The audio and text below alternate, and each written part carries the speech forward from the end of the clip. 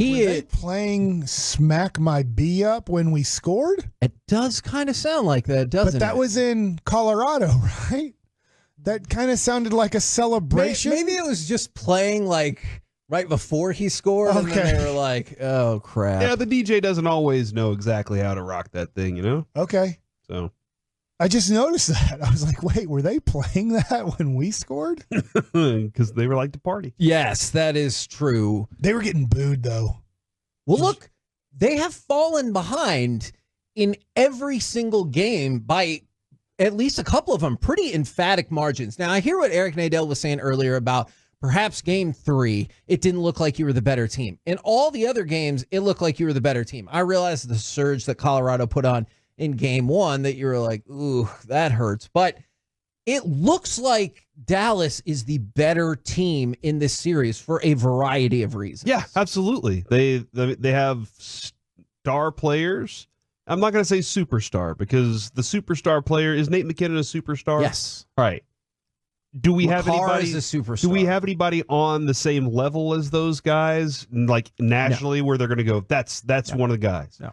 But all these like Wyatt Johnston, these guys are right there on the cusp of breaking out. Onger. Yeah, they're potential star players. So yeah, man, watching the way they're playing as a team. Watching how they're playing as a unit, they're playing the right way. Jason Robertson talked about that. Unselfish play. On top of being unselfish, they're doing the small things. Tanev, the way that he does dirty work, Kevin, on the defensive end. Yeah, they look like the team to beat in like they've been favorites all year. Yes. And now, like, I know the first 2 games against Vegas, you were kind of a little concerned. Everybody was. Like, we were all there. Then they've turned it around against Colorado, where it looked like they couldn't keep a lead against them. Now it looks like Colorado can't even score to catch up to them. Because they're 7-2 since falling behind 0-2 to Vegas, so. I do believe. And so they have been crushing Colorado in this series. And we'll go back to this maybe at another time, but you've continued to see how freaking well the Stars have played on the road. It has been absolutely incredible. No change over these last 2 games. And their defense. Colorado in the first round averaged 5.6 goals per game.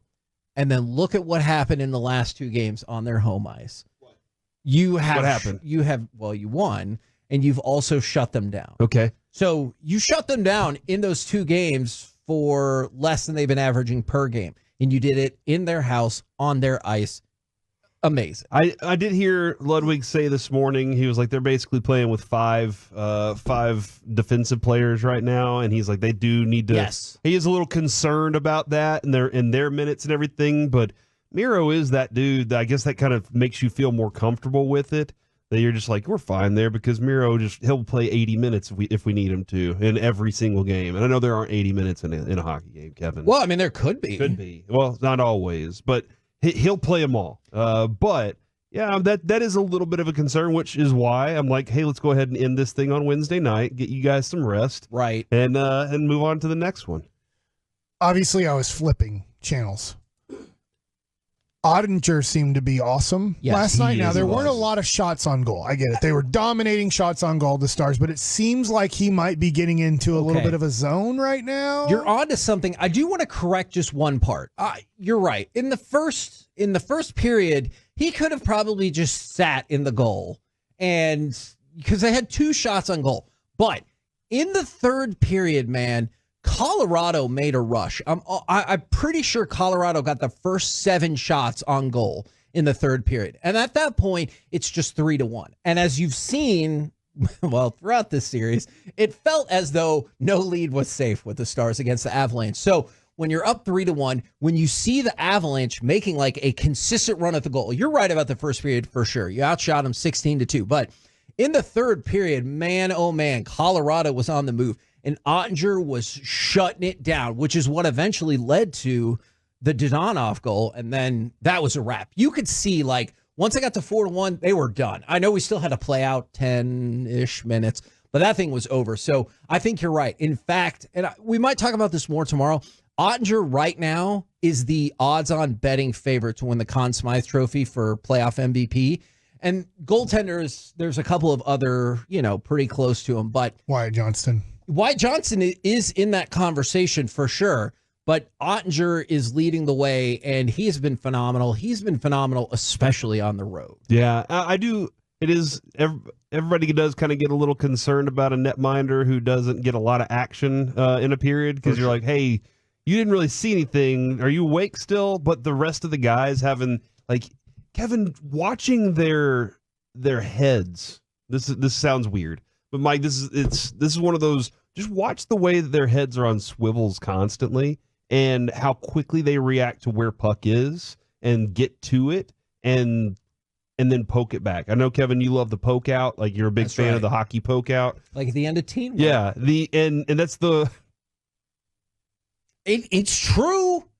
That's watch not what Teen I was Wolf. talking about. I was At not the very talking end of about Teen Wolf.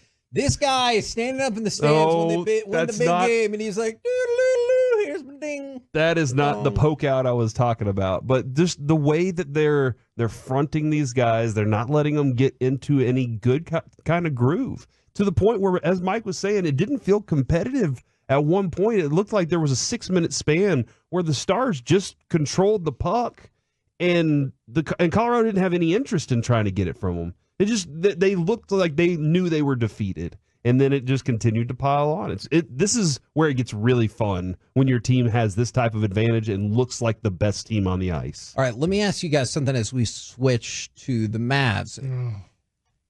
That noise that you just made, I'm serious. I'm seriously asking. Yeah. I understand that everybody in sports says, hey, 24 hours, or you won and you lost, you moved on. How difficult do you think it is really, though, to think about it like that and not go, we should be up 3-1 in this series? I think once you wake up, you can think about it a little bit as a player, but I mean, I guess it's a short flight. I'm assuming they're flying out right now. Right. Like, they got their rest in their bed, and then maybe going through walkthrough or kind of a film study, and then just get on the 15-minute flight to Oak City. I think by the time that they're eating dinner tonight, it's over. And now all the concentration is on to Game 5. We can be upset tonight, but I think as a player tonight, by the time you get to dinner time, you have now gone over the game. You've seen the adjustments that you feel like you can make to be more successful. You're getting your rest, and then you're eating your dinner with a few teammates tonight or whatever, and you're like, okay, tomorrow's a new day, and let's see if we can have a great day tomorrow. So that is encouraging to hear. Yeah. So I understand as a fan. As a fan, I'm going to be ticked tonight. I'm going to be worried that they're going to lose by 20 points in Game 5. To be honest, I think there's a chance that Oklahoma City blows them out. Doesn't mean the series is completely over, but I think there's a good chance Oklahoma City, with their young core and the energy they get in Oklahoma City after winning a game they shouldn't have won, I think they could blow out the Mavs in Game 5. And then it'd be very interesting to see the fight and resilience of this Mavericks team in Game 6. I hope I'm wrong. That's an interesting word that you just used there, the fight and resilience of this team, because we got a lot of chances last year to watch the Rangers show that, right? Like, throughout the season, that's a word that Bochy would use all the time, is they're just a resilient team. And it was always like, yeah, man, you do feel like if they're, been shut out for 7 innings, that they're going to be able to do something the 8th and 9th. Yeah. And so, like, you always felt that way, and I'm still not quite certain. I've seen the Mavericks do some pretty special things, but this is another level of, like, if you were to say, you're playing a game of Mario and you have to go through each level. This level is more intense now. The pressure is more on the line. You're that much closer to it, but still that far away from it. And do we really know how resilient this team is?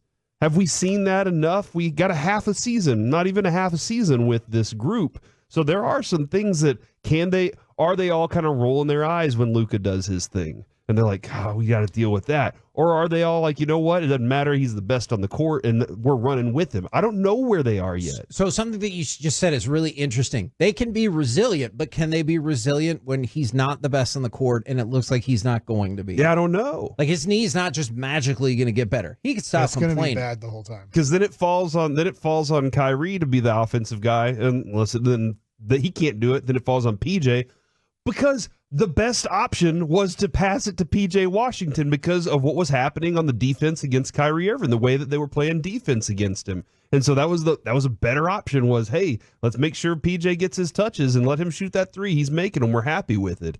And so that is, whenever it's not one of your two superstars doing superstar things, can this team really overcome? That's where I am right now. I don't know. Mike, you seem, and I know you just described it to us, you're going to be upset as a fan. Do you think the series is over? Because it is 2-2. I think I give the Mavericks a 40% chance of winning this series. Okay. You seem like you don't think it's that high, though. That's what it feels like. I mean, I feel like a 60% chance, though, to me, I guess is a pretty decent swing from last night. Probably not to start the fourth, because once again, I did cuss when they made it 69-65. Right. Nice. But at halftime, I felt like a 75% chance the Mavs were going to win this series. Okay.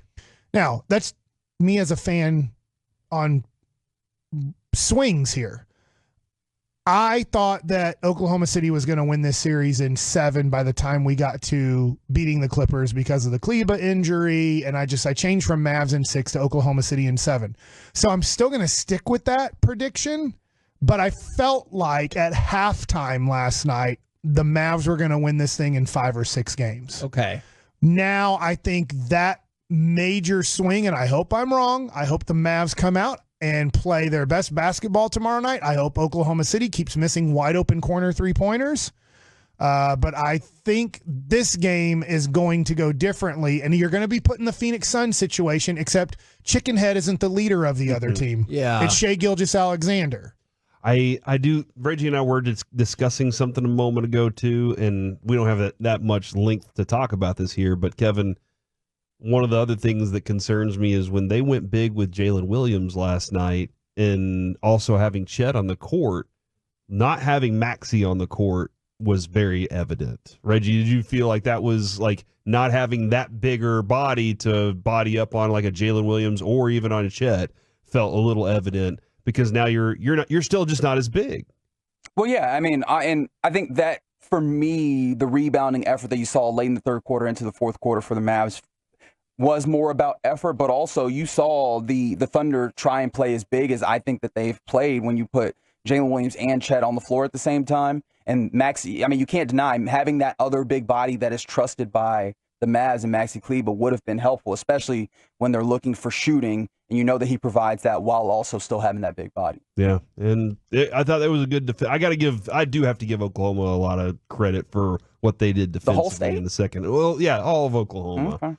Because we know that all of Oklahoma still not a good percentage of beer. So did they change that? Do they have better beers up in Oklahoma now? Has that changed, Kevin? You're the beer guy on the show. What? Oklahoma. It used to be. Doesn't sound right at all. What do you mean? I'm not the beer guy? Oh. No, he's I thought he was talking the to beer me. guy. I was talking to Corey. Why are you so self-absorbed, Kevin? Because Corey looked at me and he goes, "Did they change that?"